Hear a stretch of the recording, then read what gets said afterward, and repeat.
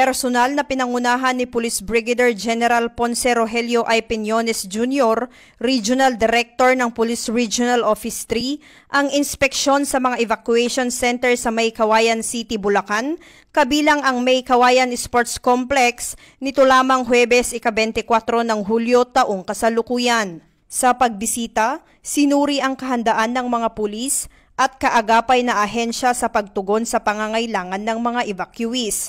Kabilang sa kanyang tiningnan ay ang seguridad, distribusyon ng pagkain at tubig at pagkakaroon ng serbisyong medikal.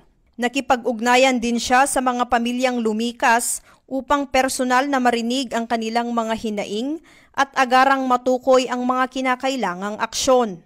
Binigyang diin ni Police Brigadier General Piñones ang kahalagahan ng disiplina at malasakit sa serbisyo at hinikayat ang mga pulis na manatiling alerto at maaasahan sa panahon ng kalamidad. Ang kanyang pagbisita ay alinsunod sa direktiba ni PNP Chief Police General Nicolas Torre III na agarang 5 minutes response na layong tiyakin ang mabilis at epektibong pagtugon sa mga sitwasyong pang-emergency. Patuloy ang Pro-3 sa pakikipag-ugnayan sa mga lokal na pamahalaan at ahensya upang mapabilis ang paghahatid ng tulong sa mga apektadong mamamayan.